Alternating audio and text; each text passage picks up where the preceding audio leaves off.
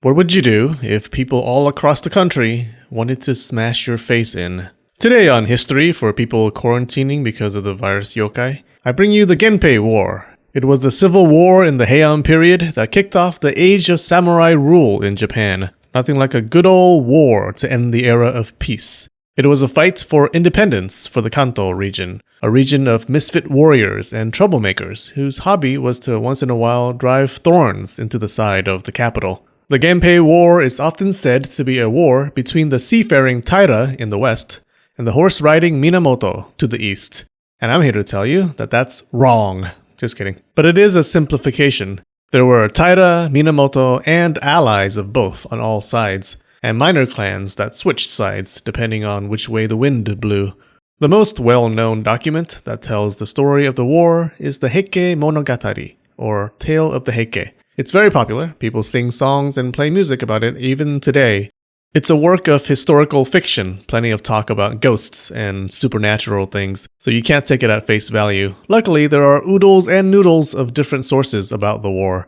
The war had three main players: Taira no Kiyomori, Minamoto no Yoritomo, and Kuso Yoshinaka. Let's talk about the first guy.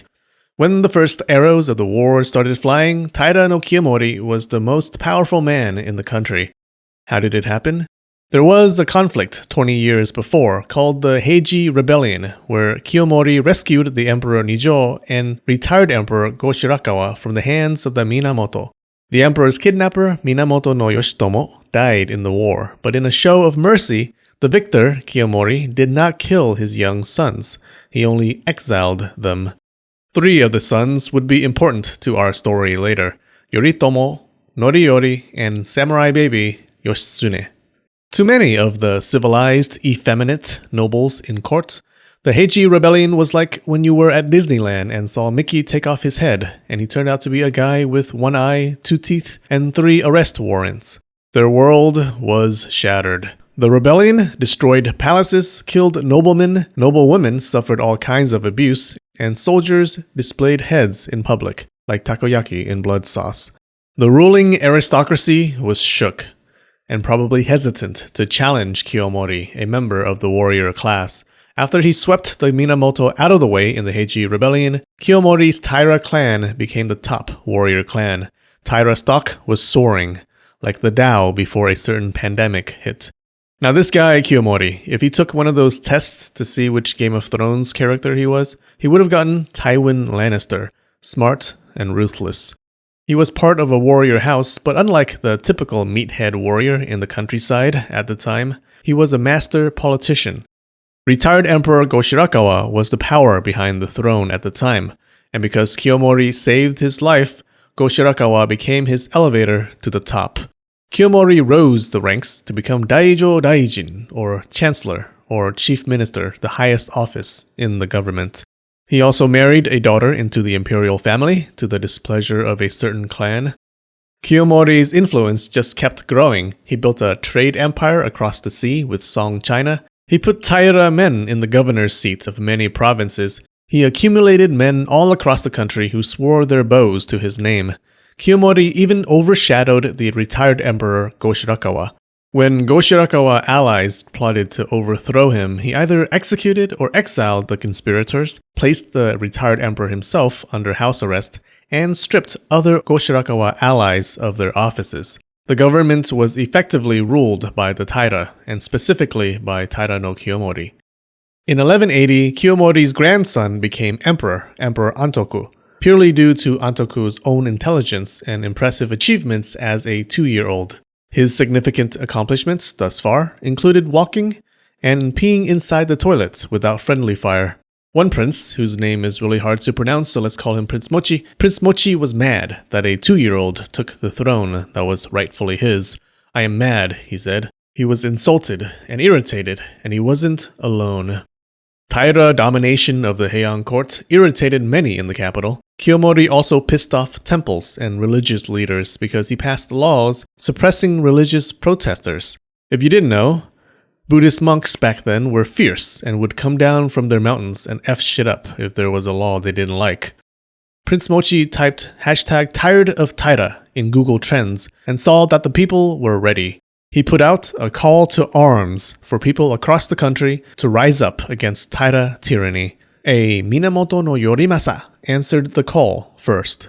These two opened the first chapter of the Genpei War and closed the last chapter of their lives because they would die pretty quickly. In the grand opening, the Battle of Uji in 1180, their rebel army fled across the Uji River and destroyed the bridge behind them. The Taira army saw the broken bridge and said, "That's cute," and crossed the river on their horses anyways and smashed the other side, and not in the good way. Prince Mochi ran but was captured and killed. Minamoto no Yorimasa committed ritual suicide, the second recorded instance of seppuku. The first instance happened 10 years ago, and Minamoto no Tametomo held that honor. It was written later that a loyal follower of Yorimasa cut off his lord's head, tied it to a stone, and threw it in the river so that the head wouldn't fall into enemy hands, because ew. The Taira crushed the first of the rebels, but the floodgates were opened, and the haters poured out. Remember the three brothers that Kiyomori spared 20 years ago? Well, now they were older, they were bolder, and they had broad shoulders. Minamoto no Yoritomo, the second important person in our story, assumed leadership of the Minamoto clan and raised his own banner of rebellion. His younger brothers backed him, Noriyori and Yoshitsune. Yoshitsune here actually became a legendary samurai. They wrote a bunch of stories about him. Maybe I'll retell some of them. Would you like that? Huh? Would ya? Independently from Yoritomo, his cousin, Kuso Yoshinaka, also raised his hand and said, "I want to revolt too." He was also a Minamoto. He just decided to change his surname to Kuso after the place he was raised, the Kuso Mountains. We'll call him Lord Kuso to make it easier to remember. According to the history books, Kiyomori saw what happened and said, "Well, that sucks. Now I have to deal with both of these guys. Oh my god!" Because at that very moment, all across the country, warriors rose up independently against Taira rule. The brewing Taira hate was now coming to the surface. Turns out the Taira made a lot of enemies in the provinces. They were governors of many provinces, maybe almost half of them. The governors stayed in the capital and sucked tax revenue from the provinces into Taira coffers. Warriors in the provinces thought that was mighty rude. Kiyomori also imported cash from the Song Chinese, causing massive inflation. People were just itching to overthrow the Taira. The Minamoto were just lucky to be in a position to scratch their itch. Most of these warriors joined either Lord Kuso or Yoritomo. The three sides were locked and loaded. Oh, it's on, motherfuckers. Hold on to your beanbag chair. Hit the notification bell. It's about to get real. Historians traditionally split up the war into 3 chapters. The first chapter I'll call Yoritomo's butt kicking, because that's what he does in it. The next 2 chapters are Be Quiet, and I'll get to it later. Let's talk about the man, Minamoto no Yoritomo. He had a tough childhood. At 13 years old, he saw his father killed by the Taira in a war, and he himself was likely to be executed for the crime of being a son. He should have known that crime doesn't pay. The only reason Taira no Kiyomori didn't execute him was because Kiyomori's stepmother begged him not to. Why? The war tales tell us it was because Yoritomo reminded her of her own son who died, but it also could have been because of a backroom request from someone friendly to Yoritomo's parents. Whatever the case, Kiyomori eventually said, fine, stepmother, and chose instead to exile Yoritomo from the capital. He sent the boy to Izu province into the care of the Hojo clan. The Hojo clan was a minor branch of the Taira. For 20 years, Yoritomo stayed in exile and Kiyomori left him alone. He married the daughter of the Hojo clan chieftain. Now you may be saying, bloody hell, Kiyomori was quite stupid for leaving this Minamoto bloke alone for decades. In it, governor. Pip pip, rumpy pumpy, Bob's your uncle, bits and bobs. But Kiyomori wasn't stupid, he just didn't read the Heike Monogatari like we did. To him and everyone at the time, the Minamoto clan was finished. Yoritomo was the Minamoto heir, and he married into the Hojo, a branch of the Taira. For 20 years, he stayed quietly in the countryside. Everyone thought the Minamoto had been assimilated by the Taira. The Minamoto were impotent. Luckily, Prince Mochi's call to arms was just the Viagra that Yoritomo needed. He used that as the primary reason for his rebellion. But if you were Yoritomo, you would have probably despised the Taira for destroying your clan. The once legendary Minamoto name was worthless. It turned out Yoritomo was a genius politician, maybe even rivaling Kiyomori. Kiyomori had sent him into the arms of the Hojo, assuming that would keep him under control, but those arms held a knife. Kiyomori actually gave him a dangerous asset. The Hojo clan had influence in Izu province. The head of the Hojo was Yoritomo's father-in-law, and he must have seen potential in the younger man. He backed Yoritomo's ambitions. Yoritomo raised a samurai army, went over to the government headquarters of Izu province, and said, "Hey guys, this is mine now." He declared against the Taira. Far off in the capital, Kiyomori was recorded as saying, "Oops."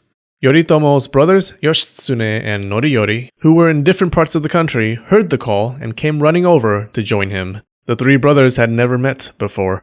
Yoritomo's war almost ended right after it started. A few days after his declaration, he was riding around with a small army and rode right into the army of a Taira-friendly house and got demolished. He had to hide in the mountains for a while. He eventually escaped. But like the old saying goes, when you fall off your horse, you get right back up and start a civil war that changes the course of your country. Yoritomo's rallying cry was anti-Taira, but was friendly to the Heian government.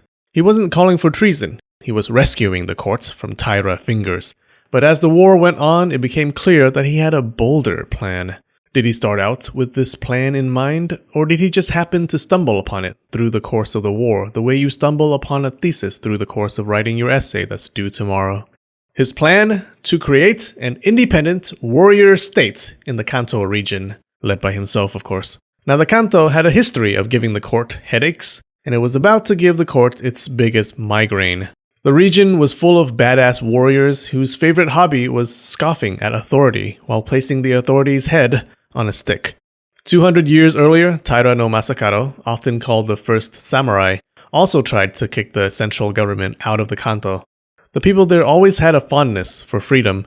It was a smart move for Yoritomo. Move the focus away from helping the government, remove the Taira. The Kanto warriors were not fans of John F. Kennedy and just kept asking, "What has the government done for me?" The government was full of greedy outsiders who just stayed in the capital and took their tax money and told them what to do, and also controlled their land. Thing is, these people had a point. The only people that mattered to nobles in the capital were nobles in the capital. People outside of it were uncivilized and did silly things like provide food for everyone. Probably explains why Kiyomori ignored the exiled Minamoto for 20 years. Yoritomo offered them a different path, a red pill, a chance to own their own lands, free of the court, a chance for samurai to govern themselves, under him of course. Yoritomo had to be ready. The Taira attack could come at any moment. He gathered followers, promising them land and power. At first, people were all, "I don't know, man, we've rebelled before and we've always failed." But he did get enough support to build a base at a coastal village called Kamakura. Then, like Taira no Masakado before him, he went around capturing the government headquarters of all of the Kanto provinces. The more he defeated his enemies, the more followers he got. Oh, that's my problem. Clans that were traditionally friendly to the Taira switched sides to join him. People said, "Yes, I want to be a part of this new warrior society." But there were also people who said, "Yeah, new society, whatever, I better get behind this guy who's going around conquering everything before he goes after me." Yoritomo welcomed his former enemies and even recognized some minor clans, winning their loyalty. The others, he crushed, even other Minamoto branch houses. Within a few months, the Kanto was his. The country was divided into west and east. Then, Kiyomori finally sent a force to the east, after having to delay it due to a famine. The Taira were bringing a can of whoop-ass to the Kanto. Unfortunately, the can had holes in it and was leaking whoop-ass juice along the way. What the hell am I talking about? The Heike Monogatari says that the Minamoto army was 200,000 men strong. That's almost certainly exaggerated, let's be honest, but you get the gist. The Minamoto army was big. Taira soldiers just kept on leaving. By the time they got to the site of the Battle of Fujikawa, a place called Fujikawa, the Taira force had 4,000 mounted warriors. Though you're never sure of estimates from those days, it's pretty clear that the Taira were outnumbered. But the brave Taira army got ready, took off their armor, and ran away. Even the Heike Monogatari chuckles at how scared the Taira men were. It goes like this. The night before the battle, the Taira camp saw fires appear in the darkness all around them. They lamented that those must be fires from countless Minamoto camps. In truth, they were only cooking fires from peasants who were hiding from the battle all across the region. The Taira were camped near a river that had a lot of birds. That same night, something random startled the birds, and they flew in a great flock, their wings beating like thunder in the sky. The Taira men panicked, thinking it was the hoofbeats of horsemen coming from all sides, and they all ran away. There's actually an old song that describes this retreat. It goes like this. The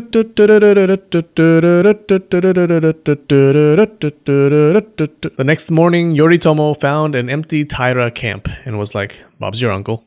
Only the Taira commander and 10 men returned to the capital. An entire army just poofed, disappeared like Cheetos in the pantry.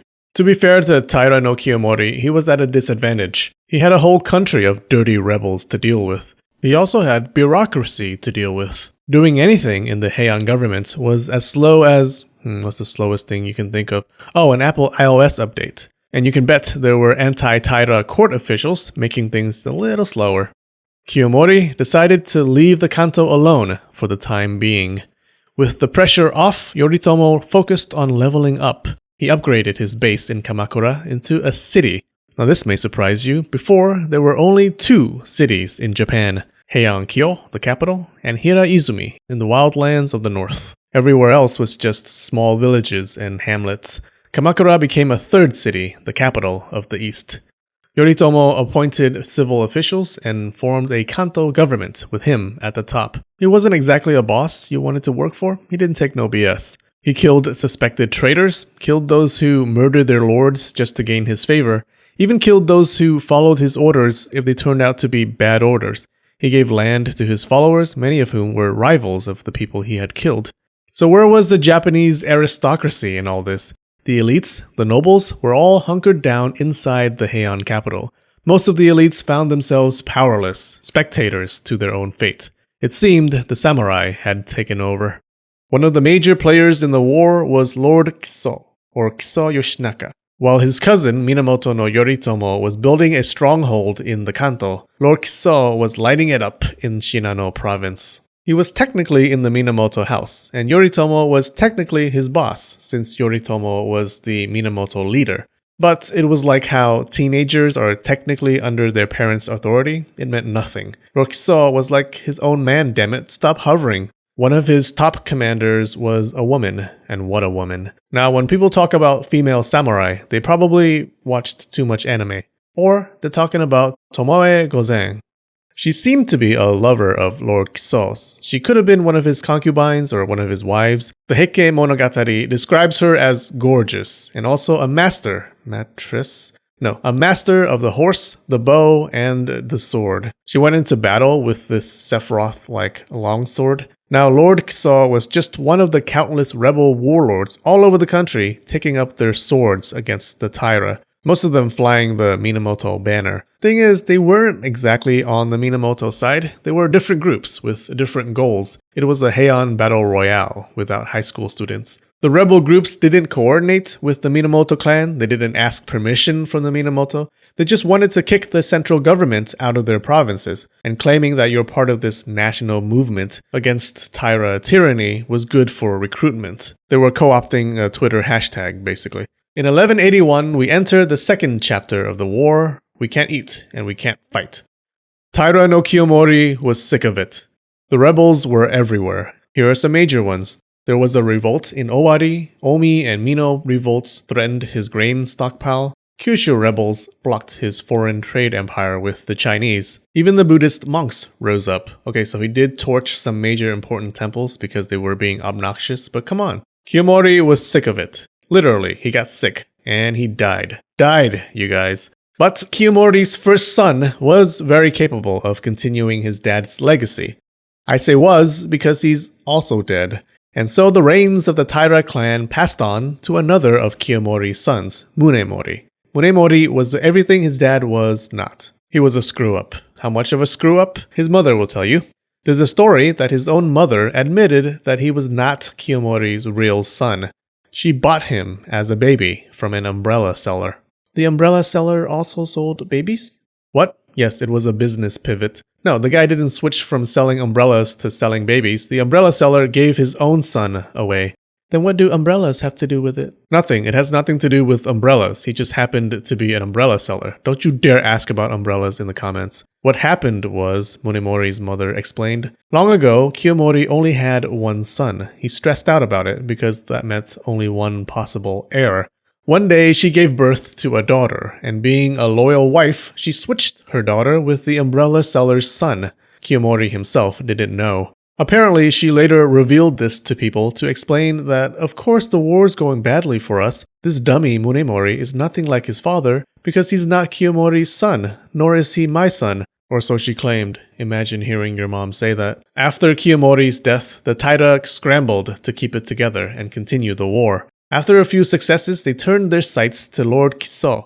But Kiso probably paid for Sun Tzu's Art of War Premium online course because he was a genius on the battlefield. He was outnumbered 10-1. Lord Kiso had a death wish for the other guy. He disguised his warriors as Taira warriors and won somehow. Tomoe Gozeng was nothing to mess with either. They said in one battle she took the heads of 7 mounted warriors. The bad luck kept piling on for the Taira. When it rains, it pours. Except in this case, it didn't rain. A famine hit Western Japan. What are the odds?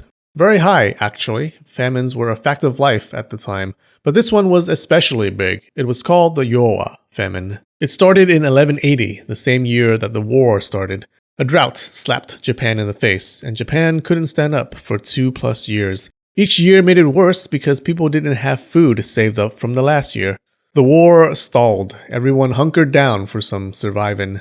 People wrote about the streets being filled with dead bodies. People were desperate. Some left their homes and families to go live in the mountains, hoping that hunting, gathering, and fishing would save them. Some tore down their homes to sell firewood. Ironically, people in the capital, the richest bishes in normal times, suffered the most. The city relied on the surrounding provinces to provide them food, but the roads were either dangerous or blocked by armies. Armies also had a habit of seizing the crops of farmers wherever they marched. They were like my dad when walking past a neighbor's orange tree. What little food there was couldn't get to the capital. The nobles in the capital tried trading their trinkets and valuables for food. But in a famine, those valuables weren't so valuable. Turns out you can't eat gold. Many fled the city.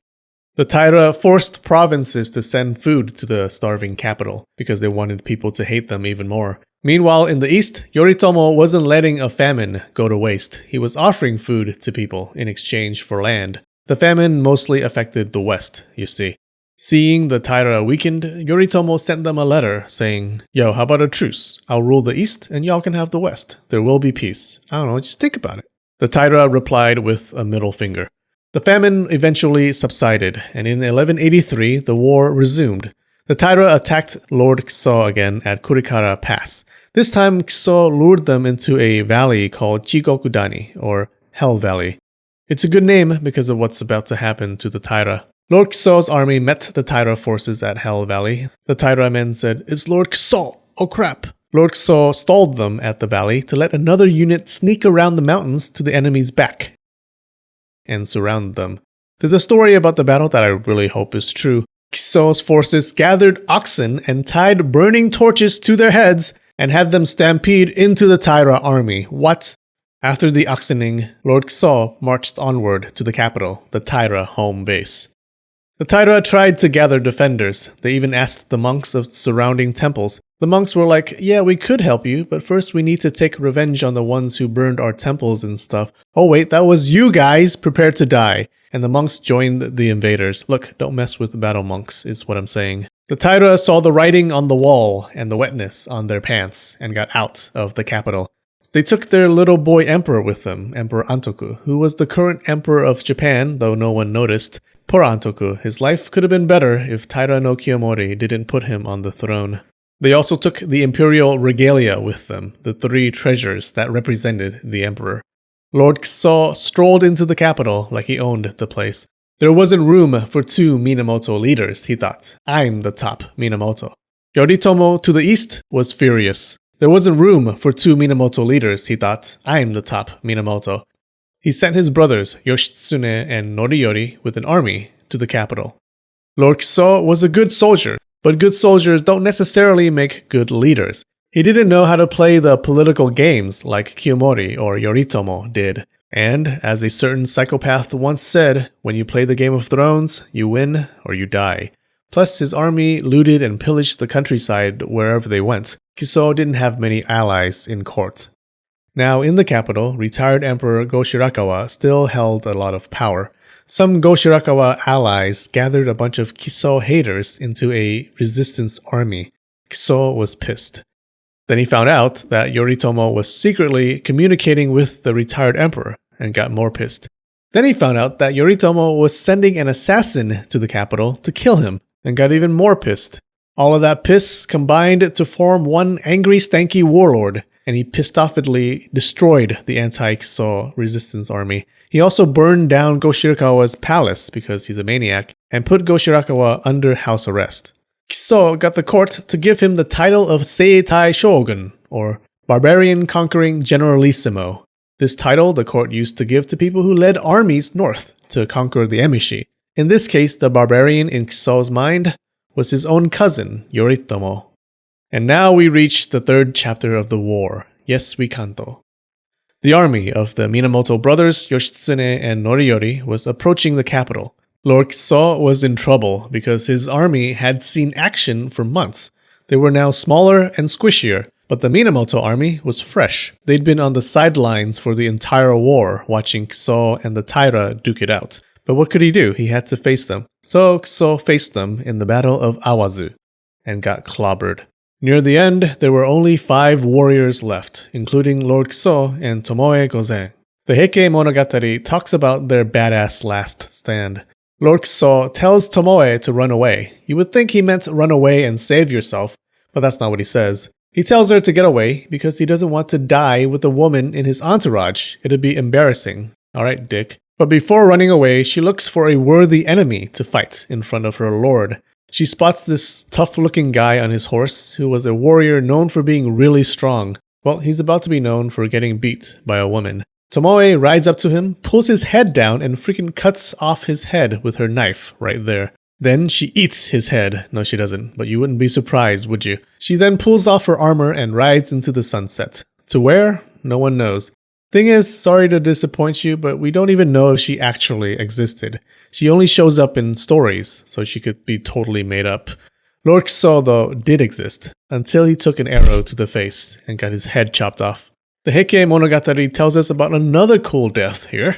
When one of Kiso's remaining followers sees that his lord has died, he decides that he must kill himself in the awesomest way possible. This total boss bites the point of his sword and nosedives from his horse to the ground, gloriously driving the sword out the back of his head. Yeah. His family's account received 1,000,000 honor points that day. In 1184, Yoshitsune marched into the capital and presented Lord Kiso's head to the court, like he was bringing a bottle of wine to a dinner party.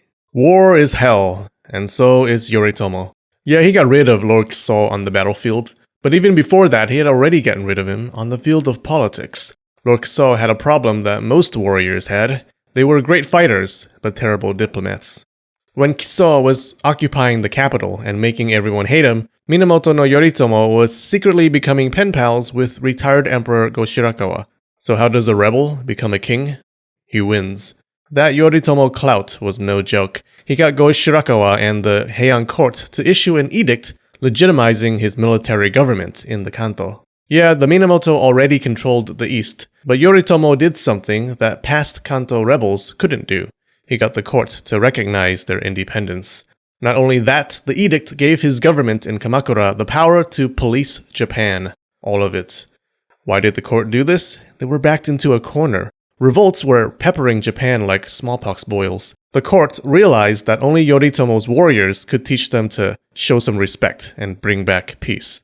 When Yoshitsune gift-wrapped Lord Kiso's head and brought it to the capital, Go-Shirakawa welcomed him in and made a mental note to regift the head because he knew he wouldn't use it much. Even though the court was anti-Minamoto up until recently, they wasted no time in issuing an order to destroy the rest of the Taira, who all fled the capital. Yoritomo was social distancing in his home base of Kamakura and told his brothers Yoshitsune and Noriyori to go collect some Taira heads. This campaign against the Taira made up the rest of the Genpei War. We'll be mostly talking about the two Minamoto generals, Yoshitsune and Noriyori, brothers of Yoritomo. The legend of Yoshitsune was forged right here in this campaign. He was called a military genius, and they wrote stories and songs about him. Noriyori was also legendary in how much people ignored him. He was always skipped over when the adults were doing headcounts for family outings. He was the forgotten brother, forever in the shadow of the other two. So, the Taira's power lay in their ships, not their horses. It was gonna be a hard campaign, because the Taira had fled west to their home turf, where their ships could dominate. You can see why if you look at a map. There, it's my friend Y, hello. The Taira controlled the inland sea. Yoritomo pulled the student move of quickly building ships right before the war was due. They spent the entire campaign avoiding fighting on the high seas. They went after Taira bases instead, which still had to be on land. There were a lot of battles. Luckily, you have me to gloss over some of them with very little detail. The Minamoto brothers attacked a fort at Ichinotani. The Taira thought they were safe because the fort had a ton of upgrades, except for the back of it, which was barely guarded. No one could attack the back though, because it had an impassable cliff protecting it. Well, Yoshitsune said, hold my sake. How do you make an impassable cliff passable? You pass it. Yoshitsune took his men and rode down the cliff like he thought they were riding goats. It was tough for sure, but it was tougher for the Taira men in the fort who caught a million arrows in the back. The Taira lost some really good generals, but the inept head of the Taira clan, Munemori, escaped by ship. See how good ships were around these parts? They took the baby emperor Antoku with them. They were also still carrying the 3 pieces of the imperial regalia, remember? The symbols of the emperor. The Taira retreated to a base in Yashima. Afterwards, Noriyori split from Yoshitsune and pushed southwest along the coast. He wanted to cross over into Kyushu, kill the Taira there, and hold ground there in the rear. As his army marched, they were treated to beautiful scenic views of Taira ships shooting arrows and occasionally sending troops to attack them.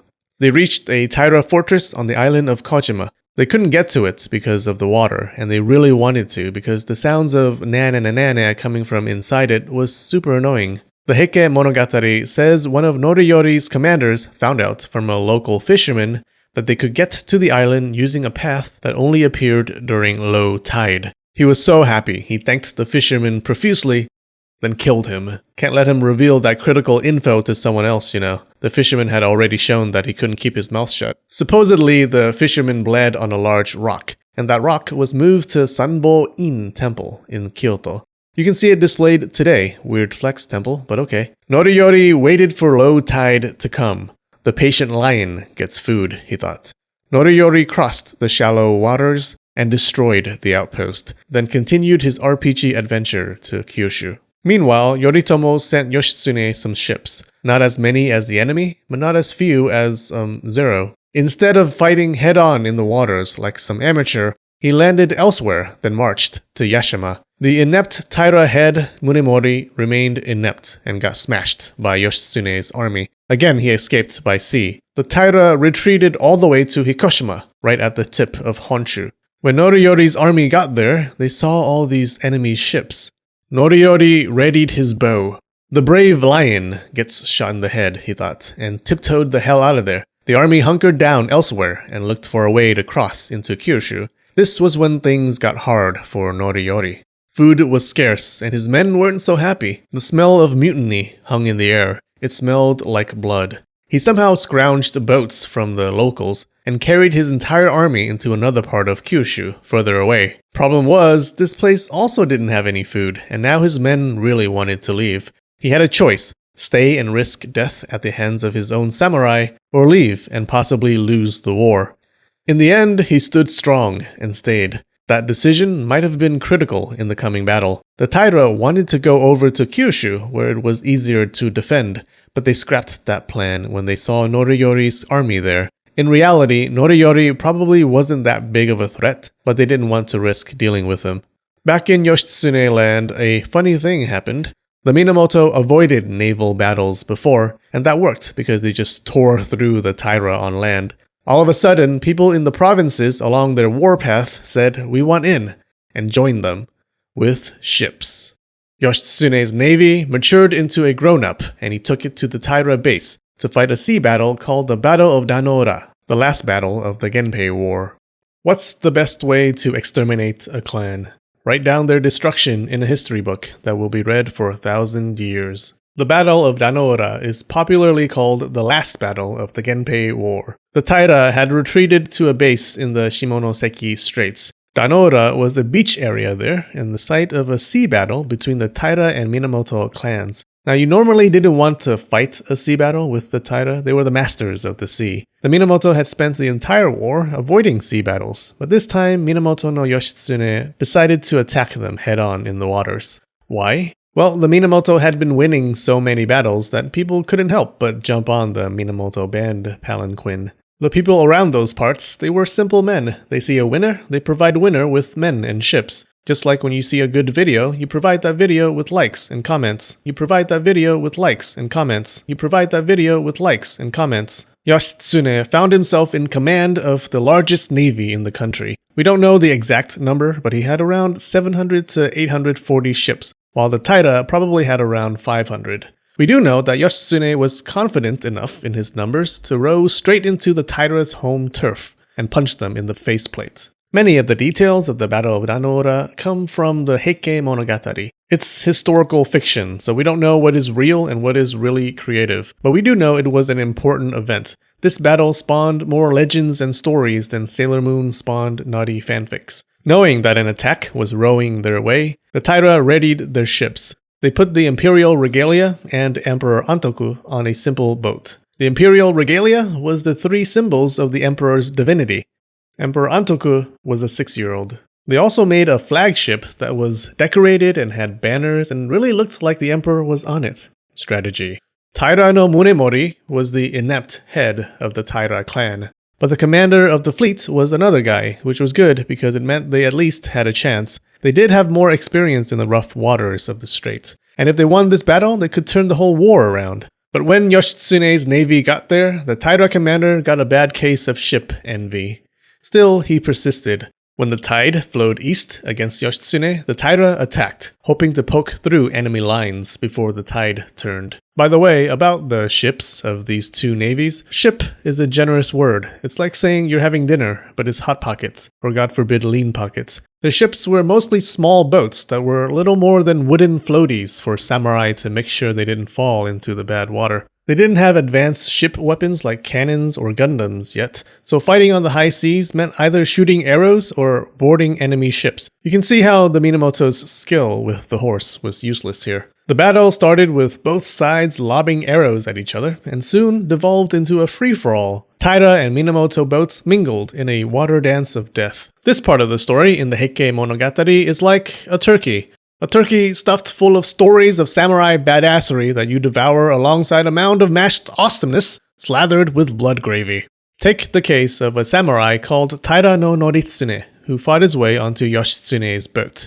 He was so savage in hacking his way towards Yoshitsune that Yoshitsune was like, I can't deal with this right now, and jumped 20 feet onto another boat to escape. The Minamoto warriors surrounded Noritsune, but he kicked one overboard, and then this god among men grabbed two samurai, one under each arm, and jumped into the water, killing himself but taking two enemies to the bottom of the sea with him. The battle raged until the tide turned, literally, pushing the Taira fleet back. It spelled trouble for the Taira, and they were already outnumbered. Not only that, one of the Taira generals decided this was the perfect time for some treachery. His name was Taguchi Shigeyoshi, and he was a traitor. He turned his men against the Taira lords that they had just been fighting for. You see, earlier in the war, Shigeyoshi's son had already surrendered, and wrote a letter to his father telling him to betray the Taira. Funny thing was, the inept Taira leader Munemori was already warned by his fleet's commander, who was suspicious of Shigeyoshi. The inept Taira leader Munemori refused to kill Shigeyoshi, and instead allowed his men to join the battle. Not only did the traitor defect, he revealed which ship Emperor Antoku was actually on. Yoshitsune was like, oof, strategy, and told his men to stop attacking the decoy flagship and attack Emperor Antoku's boat instead. It really looked like all hope was lost for the Taira. It looked that way because it was that way. The Emperor's grandmother was on the boat with him. What do you do if you thought you were going to lose, but you don't want the Emperor or the Imperial Regalia to fall into enemy hands? Grandma grabbed two of the Imperial Regalia, the jewel and the sword. She also grabbed the 6-year-old Emperor Antoku and jumped into the sea, drowning herself and her grandson. Another Taira lady was right behind her with a box that held the third piece of the imperial regalia, the sacred mirror. She was about to take a swim herself, but a pesky life-saving arrow stuck her robe to the side of the boat. A few curious Minamoto samurai opened the box she was holding. Suddenly their eyes turned black and their noses spewed blood. Someone said, "Stop! That is the sacred mirror, not meant for impure eyes to gaze upon." No one else looked inside. According to the Heike Monogatari, the jewel was found later in the water, but the sword was lost forever. If that's true, then the current sword is a replica, if it even exists. Suicide by drowning became all the rage on the Taira side. A bunch of the top Taira lords not only jumped into the sea, they tied anchors to their bodies to make sure they drowned. You can't top that, right? Well, the fleet commander Taira no Tomomori said, "Hold my honor," and not only tied an anchor to himself, he also wore a second heavy suit of armor to make extra sure he drowned. It would have been embarrassing if he had floated back up, you see. Death resolves all embarrassment. Inept Taira leader Munemori stayed on his ship, taking his time, contemplating the merits of suicide, and would it really solve anything? On the one hand, he would die with honor. On the other hand, breathing water was unpleasant. His internal debate was interrupted when a few soldiers ran past and knocked him into the water. His son jumped in with him. They didn't die though. A Minamoto samurai fished them up after a while, but the inept Taira leader Munemori was later executed. The mass self-drownings spawned a local legend about crabs. There are crabs around the area that people call heike crabs. Their shells kind of look like faces of dead samurai. Here, you can sort of see it if you look at this part of the shell, and then drink a couple of beers. They say the spirits of dead Taira samurai inhabit these crabs. The Battle of Danoura destroyed the Taira clan. Yoshitsune, the commander on the Minamoto side, became a legend. Too bad for him, because his brother Yoritomo, the leader of the Minamoto clan, didn't like competition. After destroying the Taira clan, the conflict wasn't over for the Minamoto. Yoritomo, the clan slayer, pointed his spear toward another clan, and his own brothers. Minamoto no Yoritomo must have been proud. The Battle of Danoura happened in 1185. Just 5 years before, the Minamoto clan was basically dead, defeated by the Taira, and fading into obscurity. Yoritomo managed to wipe out his old Taira enemies, lift the Minamoto to number 1 on the top warrior charts, and do something previous Kanto region warriors tried to do but couldn't. He created a government run by warriors, by him specifically. How did this guy do it when others before him couldn't? Long before, when the rebel leader Taira no Masakado tried to forge his own state in the Kanto with him at the head, it ended with his head on a pike instead. Masakado was a good warrior, but he no talk good. He couldn't convince the capital to let him rule that big chunk of land in peace. Yoritomo could have ended up like Masakado, but Yoritomo was not only deadly on the battlefield, he was also deadly in the office. The government office. He was good at politics, is what I'm trying to say. He also differed from Taira no Kiyomori, the Taira leader, at the beginning of the war. Kiyomori played the Game of Thrones pretty well himself. Problem was, Kiyomori thought that he could be the boss at the top, giving orders while alienating everyone. He pissed off other court nobles, other warriors, and the temples. When it was pew-pew time, Kiyomori found it hard to raise his armies. Yoritomo used that anti-Taira attitude and framed his war as part of a national war against Taira oppression. They weren't looting and pillaging, they were rising up against tyranny. But he knew that winning battles wasn't enough. Previous rebels won battles, but the capital just found other warlords to defeat them. No, Yoritomo needed the cooperation of the capital. He had to offer them something, but what did they need so much that they would stomach an independent state to the east? Well, lucky for him, the Japanese court had been backed into a corner. The war was not only between Taira and Minamoto. Revolts dotted the entire country. It looked like what happens to your face right before a date. Law and order no longer mattered. Rebels were seizing land owned by the aristocrats in court. Retired Emperor Go-Shirakawa was the big boss man in the capital at the time. In the middle of the war, Yoritomo emailed Go-Shirakawa with a proposal. He would fight the rebels and protect the lands of the court nobles. In return, the court had to recognize his own lands in the Kanto. They spit and shook on it. Yoritomo's independent state and its capital at Kamakura became official in the eyes of the court. But more importantly, his government became the country's peacekeeper, its police.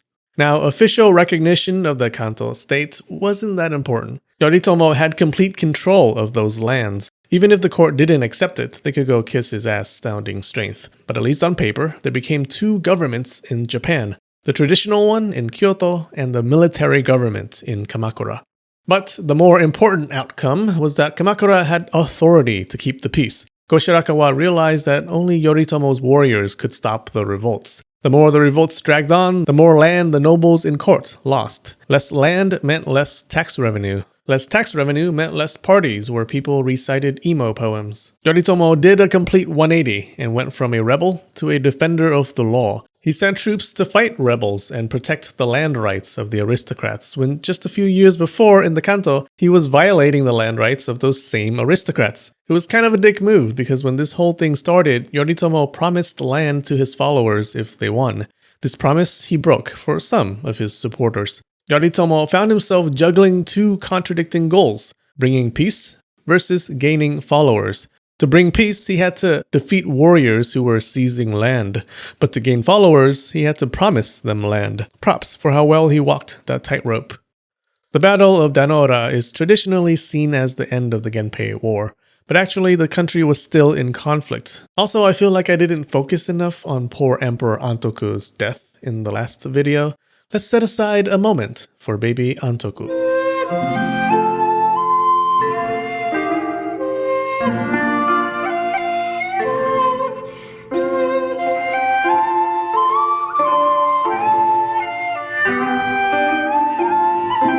Yeah, so the Taira were smashed, but there were randos all over the country just going around taking stuff.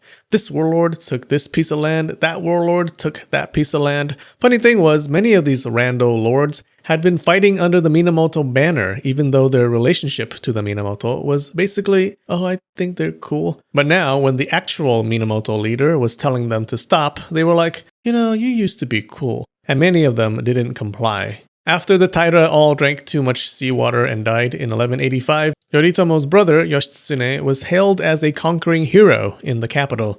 The man with the head of 1,000 schemes, retired Emperor Go-Shirakawa, backed Yoshitsune in court. He was probably hoping Yoshitsune would be a check against his brother. In response, Yoritomo sent people to the Kyoto capital to kill his own brother. He escaped, though. Yoshitsune, the hide-and-seek master, hid for 2 years. Then, in 1187, he ran to Hiraizumi, the capital of the north. It was the domain of the Oshu Fujiwara. These guys were pretty much independent from the rest of the country, though they did pay taxes like gold and horses to the Kyoto capital. During the war, the Oshu Fujiwara were sitting in the north going, I hope they forgot about us. I hope they forgot about us. Yoritomo had stayed in Kamakura for most of the war, possibly because he was afraid of an invasion from Hiraizumi. But now the clan slayer looked north. He became a pain in the ass for them, demanding tax revenue, but when he heard that they gave Yoshitsune protection, he was livid. He demanded they hand over Yoshitsune.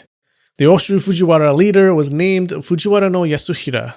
Yasuhira heard the demands, got mad that this Yoritomo guy was giving him orders, and forced Yoshitsune, the hide-and-seek master, to commit suicide. Look, he didn't want no trouble, okay? In 1189, he mailed Yoshitsune's head to Yoritomo, eating a massive shipping fee because heads cost extra. Yasuhira then killed any allies that Yoshitsune made in Hiraizumi, including Yasuhira's own brother. He really didn't want to fight. When Yoritomo received the head, he got even madder and tried to get Go-Shirakawa to issue an arrest order against Yasuhira. Go-Shirakawa refused, saying it was a private matter, not a matter of state. Yoritomo was annoyed, but then realized, oh wait, I'm me. I don't need no permission, and marched north with an army anyways. He demolished the Hiraizumi forces. Yasuhira ran north, possibly hoping to reach Hokkaido. But he never did, because one of his samurai retainers killed him and sent his head to Yoritomo. When Yoritomo received it, he smiled, then ordered the head of that dirty samurai traitor who took his own lord's life. The Oshu Fujiwara traced its lineage back to the old Fujiwara, the same clan that ruled the Heian court for 200 years, and the Emishi. After a few battles, poof, it was gone. The clan slayer struck again. Hiraizumi was destroyed. It's a shame because it was the jewel of the north. It might have even rivaled Kyoto as an economic hub. Afterwards, the court had to save face and issue that order to arrest Yasuhira like Yoritomo originally wanted, like after the man already died. One more thing, we gotta talk about the third Minamoto brother, Noriyori, the forgotten brother. When the brotherly feud was happening, Yoritomo ordered Noriyori to go arrest Yoshitsune. Noriyori refused and just ignored the order because, he didn't want to kill his own brother. Some years after Yoshitsune died, a rumor spread that Yoritomo had been killed in an incident. Noriyori comforted Yoritomo's wife and promised to take care of her and her clan. When Yoritomo heard this, he got suspicious. And in 1193, he had Noriyori killed. Twice a clan slayer and twice a kin slayer. Yoritomo became the top warlord and the chief military power in Japan. And a massive douche, not gonna lie. He started a new military government, what we now call the Kamakura Shogunate, kicking off the Kamakura period of Japan. How did warriors start to dominate the country? Click here to learn about the Kamakura period.